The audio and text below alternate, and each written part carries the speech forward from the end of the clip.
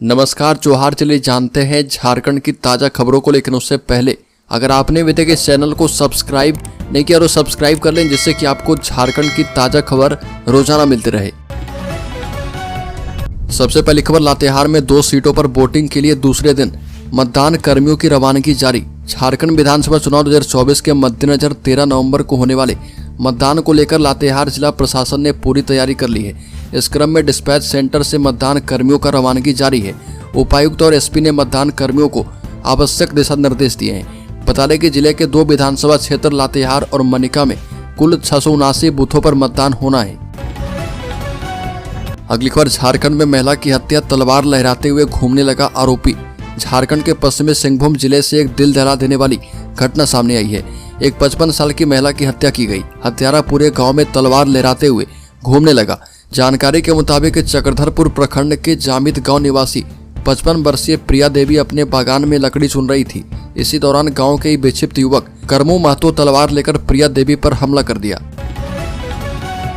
अगली खबर, झारखंड मुक्ति मोर्चा ने जारी किया अधिकार पत्र, रोजगार, पेंशन, खाद्य सुरक्षा और आरक्षण पर बड़ी बात।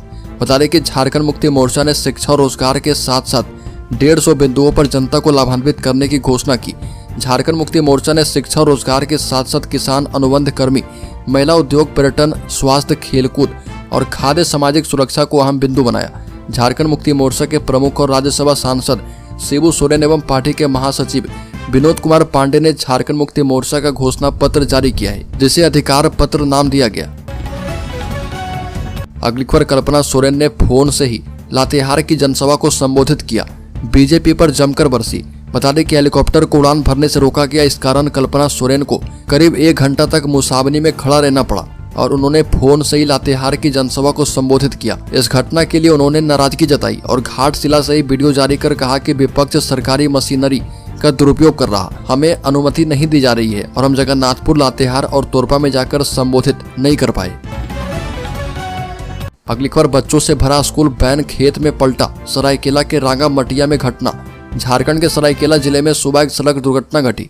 इसमें स्कूल जा रहे 15 बच्चे घायल हो गए। घटना सरायकेला थाना क्षेत्र के गमरिया प्रखंड में घटी। गमरिया प्रखंड के चामारू पंचायत के रांगा माटिया गांव के पास एक स्कूल वैन अनियंत्रित होकर पलट गया। वैन में सवार 15 बच्चे घायल हो गए और सभी का प्राथमिक उपचार करने के बाद बेहतर इलाज के लिए जमशेदपुर से सटे आदित्यपुर रेफर किया गया है। अगली खबर, मुख्यमंत्री हेमंत सोरेन ने भाजपा को दी चुनौती, कहा कि 23 नवंबर के दिन गिन लेना अंतड़ी। बता दें कि मुख्यमंत्री हेमंत सोरेन ने मैया सम्मान की चौथी किस्त सभी बहनों के खाते में पहुंचाने का वादा किया। चुनाव प्रचार के दौरान कहा कि मुझसे मिलकर धन्यवाद देने के लिए स्वयं सहायता समूह की महिलाएं आई थे और मुख्यमंत्री हेमंत सोरेन ने भाजपा को चुनौती देते हुए कहा कि शरीर में बहुत हड्डियां हैं। झारखंड विरोधी भाजपा 23 नवंबर के दिन अंतड़ी गिन लेना। झारखंड कभी किसी को परेशान नहीं करता और अगर कोई परेशान करे तो फिर उसे छोड़ता नहीं है। अगली खबर, झारखंड में प्रचार करने नहीं आए ओवैसी।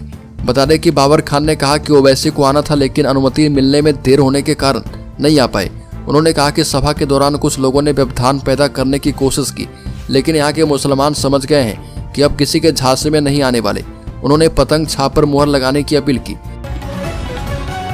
अगली खबर, राज्य के हजारीबाग जिले में 53 जवानों को लेकर जा रही बस का ब्रेक फेल, पोल से टकराने के बाद दौड़ा करंट। झारखंड के हजारीबाग में एक बड़ा हादसा होते होते टला। दरअसल जवानों से भरी एक बस जो कि चुनावी ड्यूटी के लिए जा रहे थे का ब्रेक फेल हो गया। बस अनियंत्रित हो गई और इसके बाद बस एक बिजली के पोल से टकरा गई। बिजली का पोल भी 11,000 वोल्ट का था। टक्कर के बाद पूरे बस में करंट तोड़ गई। इस हादसे में किसी जवान के घायल होने की सूचना नहीं है। जानकारी के मुताबिक पदमा JSPT प्रशिक्षण केंद्र से ये बस निकली थी।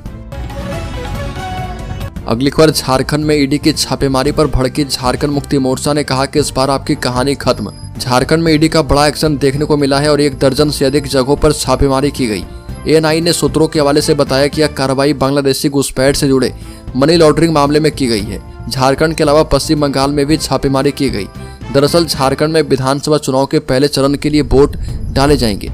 ऐसे में ईडी एक्शन पर झारखंड मुक्ति मोर्चा का रिएक्शन भी आया। झारखंड मुक्ति मोर्चा नेता मनोज पांडे ने कहा कि ठीक चुनाव से पहले इस तरह का कवायद करना एक नैरेटिव सेट करने का प्रयास है। अगली खबर, झारखंड में युवा मतदाताओं की संख्या में दोगुना बढ़ोतरी। बता दें कि झारखंड में युवा मतदाताओं की संख्या में अप्रत्याशित बढ़ोतरी दर्ज की गई है। भारत निर्वाचन आयोग के आंकड़े के मुताबिक 18 से 19 आयु वर्ग के मतदाताओं की संख्या 6 महीने में जहां 2.5 लाख से भी अधिक बढ़ चुकी है, वहीं बीते 5 सालों में दोगुने से ज्यादा हो गई है।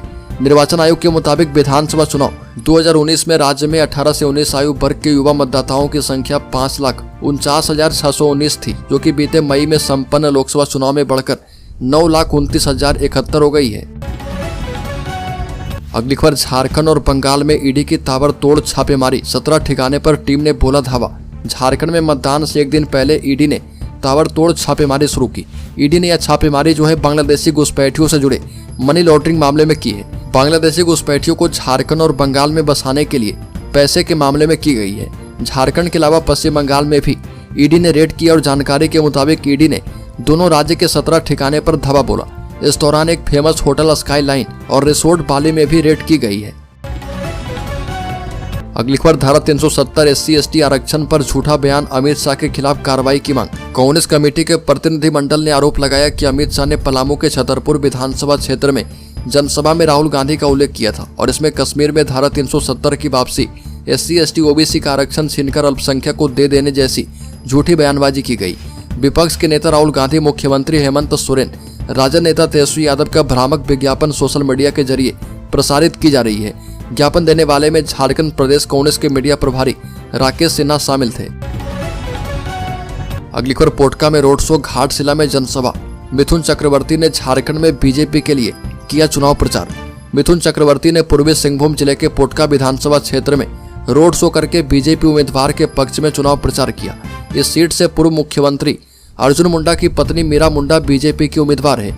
मिथुन चक्रवर्ती ने रोड शो के जरिए गोपालपुर, राखा माइंस और जादूगोरा जैसे इलाकों को कवर किया।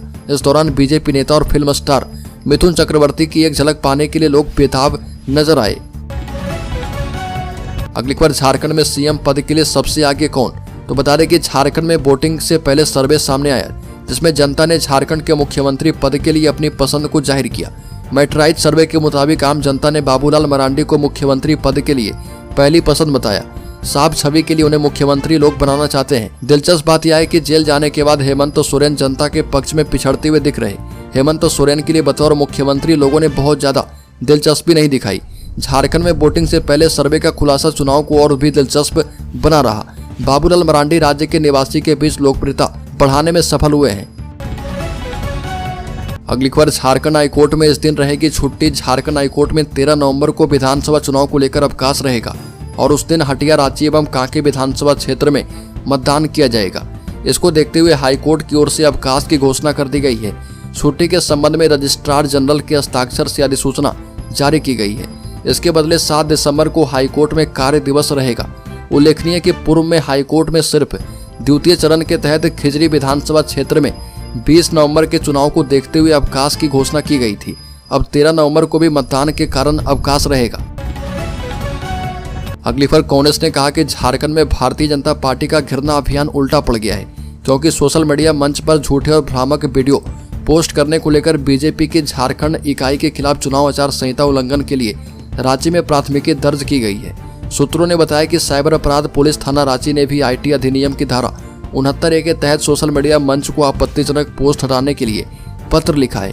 कांग्रेस नेता जयराम रमेश ने निर्वाचन आयोग को बीजेपी 4 झारखंड द्वारा अपनी आधिकारिक सोशल मीडिया हैंडल पर पोस्ट किए गए झूठे और भ्रामक वीडियो की शिकायत की थी। अगली खबर, झारखंड में 3 दिन रहेगा ड्राई डे। 3 दिन नहीं मिलेगी शराब। बता दें कि झारखंड विधानसभा चुनाव की वजह से रांची जिले में विशेष दिन 13, 20 और 23 नवंबर को ड्राई डे घोषित किया गया। इन दिन में सभी शराब की दुकानें और संबंधित प्रतिष्ठान जो है बंद रहेंगे। झारखंड की 81 सदस्यीय विधानसभा के पहले चरण के चुनाव के लिए प्रचार थम गया है और पहले चरण में राज्य की 43 सीटों पर 13 नवंबर को मतदान किया जाएगा। बता दें कि चुनाव प्रचार के दौरान अपने अपने पार्टी उम्मीदवारों के लिए प्रचार किया गया है। कुल 2 करोड़ 60 लाख मतदाताओं में से 1 करोड़ 37 लाख मतदाता 13 नवंबर को पहले चरण में मतदान के लिए पात्र हैं। अगली खबर, रांची में अब भी मिल रहे डेंगू मलेरिया के मरीज। बता दें कि मौसम में ठंड का एहसास होने लगा है, लेकिन इसके बाद भी मच्छरों से निजात नहीं मिल रहा। मच्छर जनित बीमारियों में से खास करके डेंगू को लेकर स्वास्थ्य विभाग ने फिर से अलर्ट जारी करते हुए लोगों को सावधानी बरतने को कहा है। हालांकि कम तापमान में मच्छर नहीं पनपते हैं, लेकिन घरों के अंदर का तापमान थोड़ा अधिक होने की वजह से अभी भी डेंगू एवं मलेरिया के मच्छरों का आतंक बढ़ रहा। अभी भी राजधानी के विभिन्न अस्पतालों में 2 दर्जन से अधिक डेंगू एवं मलेरिया के मरीजों का इलाज हो रहा। इसमें सर्वाधिक सदर अस्पताल में 7 डेंगू मरीज इलाजरत हैं।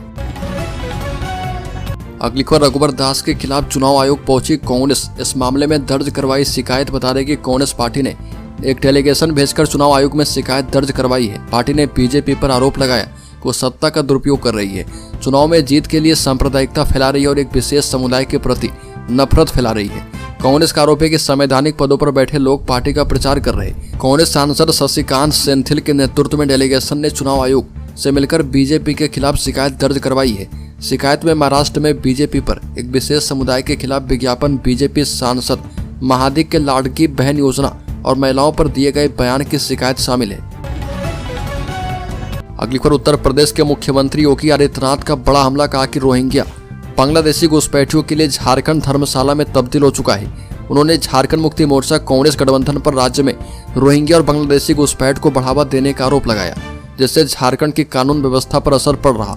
उन्होंने कहा कि भाजपा एकमात्र पार्टी है जो राज्य में घुसपैठ माफियाओं के बढ़ते प्रभाव और बेटियों की सुरक्षा जैसी समस्याओं का समाधान कर सकती है। योगी आदित्यनाथ ने झारखंड में भाजपा के विजन को प्रस्तुत करते हुए कहा कि भाजपा राज्य में स्थायित्व, सुरक्षा और विकास का वादा करती है। ये भी कहा कि भाजपा ही झारखंड की जनसांख्यिकी में हो रहे बदलाव को रोक सकती है। अगली खबर, बिहार के पूर्णिया से सांसद पप्पू यादव पहुंचे झारखंड, कहा कि पोटका के विकास के लिए इंडिया गठबंधन का साथ दें। जमशेदपुर प्रखंड के बागबेड़ा स्थित सिदो कान्हू मैदान में महागठबंधन के प्रत्याशी संजीव सरदार के समर्थन में चुनावी जनसभा का आयोजन किया गया। उन्होंने संजीव सरदार को एक निष्ठावान, जनप्रिय और संघर्षशील नेता बताते हुए उनके द्वारा पोटका विधानसभा क्षेत्र के लिए किए गए प्रयासों की सराहना की। उन्होंने कहा कि संजीव सरदार ने हमेशा जनता के अधिकारों की रक्षा की है और उनके नेतृत्व में पोटका क्षेत्र में विकास की एक नई लहर आई है। सांसद पप्पू यादव ने जोर देते हुए कहा कि यह चुनाव सिर्फ एक उम्मीदवार का नहीं बल्कि जनता की आवाज और उनके भविष्य का चुनाव है।